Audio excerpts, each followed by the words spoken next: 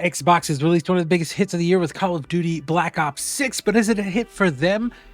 We're going to talk about it today in this article titled PS5 Dominates UK Black Ops 6 Sales as Game Pass Causes Xbox Share to Collapse. This is by Sammy Barker over at Push Square. We're going to read through this article, talk about its implications. Hey everybody, it's Little Bobby here with Direct Gaming, and we're going to be talking about this article by Sammy Barker at Push Square about how PlayStation sales have gone up 30% and Xbox sales have gone down 66%. Now, the reason for this is because the inclusion into Game Pass. Game Pass is Microsoft's kind of flagship product right now. They have been a company that has been relying on subscriptions to push up their revenue for years now, with like Office and Azure and all sorts of other stuff that you can subscribe to as a service from the company. And they have decided to make gaming a part of that kind of strategy as well with Game Pass. Obviously, if you're familiar with it at all, you know the idea is basically Netflix for gaming. And they're really banking on Game Pass really getting up to a kind of sustainable place, and we are seeing that it kind of hasn't been, by the fact that there's a lot less third-party day and date stuff happening lately. They're also not getting as big of games as they used to from a third-party perspective. Last year they had Lies of P, and I can't think of too many super big games that they had day one this year. None come to the top of my head, but if you know some in the comments, let us know. However, the real gem of Game Pass needs to be looked at as Call of Duty now. This is going to be the thing that gets people subscribing every year, and it turns out it's working good for this year because they did have the most single day enrollments in Game Pass of all time this year. This was passing Starfield's record from last year. And that's pretty exciting if you're Phil Spencer and your whole plan has been Game Pass for the last, 6-7 years. But at the cost of doing that, they kind of killed their golden goose, at least on their platform. Call of Duty sells millions and millions of copies every year. It's a staple, kind of like FIFA or what's called EAFC now, like Football Club, or Madden. It's one of those games that comes out every year and it'll sell 20 million copies easily, if not more. But with the inclusion in Game Pass, it seems like they're going to be losing a lot more money, at least money that they would have made in the past based on sales trends of even the worst selling games in the franchise's history. So let's start reading this article. The sales of Call of Duty Black Ops 6 are always going to be absolutely fascinating because Microsoft has tampered with the franchise's tried and trusted business model. Traditionally, the series has relied on strong, full-price sales and then enjoyed long-tail success through microtransactions released throughout the year. This year is different, however, as Xbox maker has made the unprecedented decision to include the first-person shooter in Xbox Game Pass. Our first indication of the impact this may have had emerged as part of the UK physical games charts, where PlayStation accounted for 88% of copies sold. Of course, with more and more consumers switching to digital, this only provided a very small portion of the overall picture. Now we have digital data for Britain as well, as shared by Chris String and the GamesIndustry.biz microcast, and it paints an interesting picture. Compared to last year's Modern Warfare 3, sales of Black Ops 6 are up 30% on PS5 and down 2/3 on Xbox. Across all platforms, both physical and digital, PlayStation accounts for almost 75% of sales in the UK.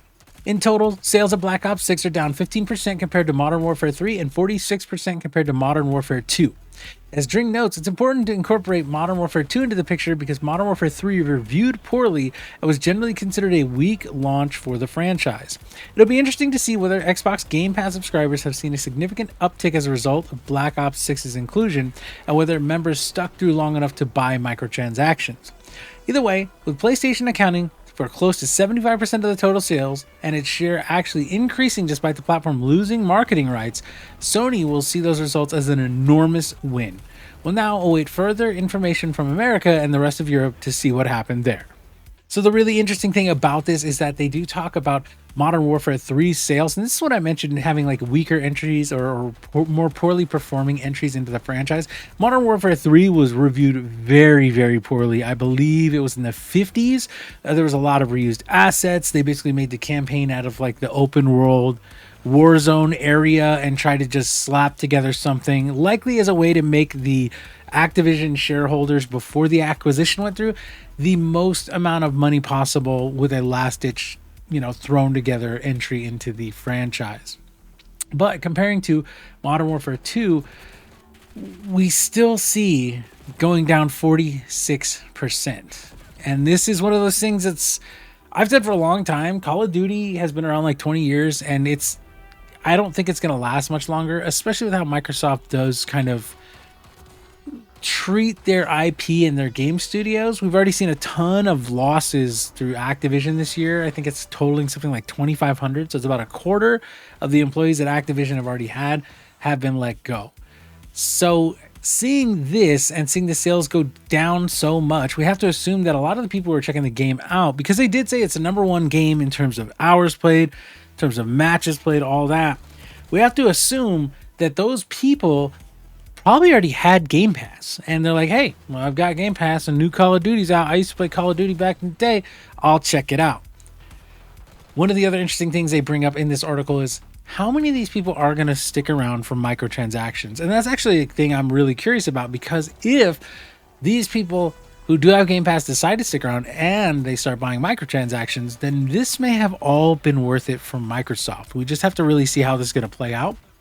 With microtransactions, obviously, those require a lot less money, than building an entire game, even, if it's just multiplayer maps and a campaign, right? That's going to cost hundreds of millions of dollars with how budgets are going nowadays, especially because Call of Duty is like, a summer blockbuster style thing every year. Obviously, it doesn't drop in the summer, but it's a big game. It does a lot a lot with set pieces and a lot with different, stuff. And plus they have to keep server infrastructure going and all this and that for all the different games, and tie it to Warzone, which is why the Call of Duty HQ exists, right? So with all of this, we're going to see what happens really quickly. And I feel like we'll see if this was a winning strategy for Microsoft, they're going to keep doing it. They're going to keep releasing games on Game Pass. However, I predict that if this is not going to see the returns that they wanted, like if we get a bunch of people who subscribe to Game Pass for a month to play Call of Duty, thinking, I can play COD,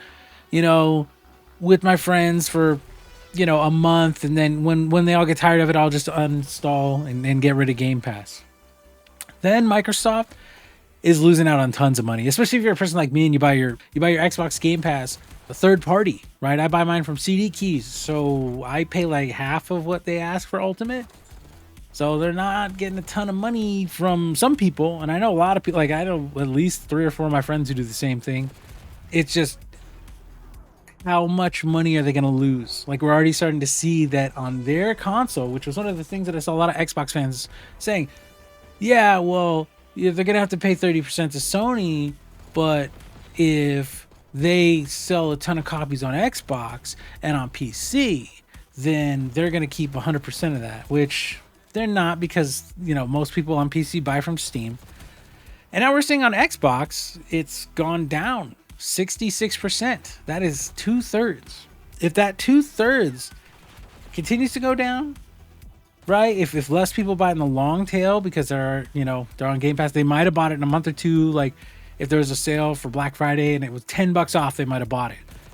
Now they might not. They're not going to spend extra money on it. And the other thing is, I think it's 50-50 in terms of microtransactions. I know some people go like, well, I didn't have to buy the game, so I bought microtransactions. I'm cool with that because I didn't have to buy it. I was willing to do it. But I also know people who are like, I would never even buy DLC unless I bought the whole game, right? So we'll have to see how these kind of attitudes play against each other in terms of what happens in the space with Call of Duty. My prediction is that if this trends down far enough and they lose enough money on this, they're going to probably pull off Call of Duty from Game Pass. And that's going to be a big breach of trust. But with how Satya Nadella is kind of running the show now behind the scenes and him wanting to maximize profit because that's tied to his bonus, I can't see him going like, yeah, we'll just lose, 2/3 of our sales every year, if not more, on our own platform where we would have made 100% of the sales. They're giving up immediate money. And remember, it comes down to, again, if someone buys the game, they might be more willing to spend on microtransactions. But again, there's the inverse. There's people who just play for free and spend on microtransactions for Warzone and things like that. So we'll have to see. And then, you know, again, people who buy or who get it on Game Pass and then will buy microtransactions because they're like, I didn't have to spend money on the game, so I'll spend that money on, you know, the skins or the what have you. Anyway, what do you think about this news regarding Call of Duty Black Ops and its inclusion to Game Pass? Because I'm generally curious to see what Xbox and Microsoft do here with this in the future.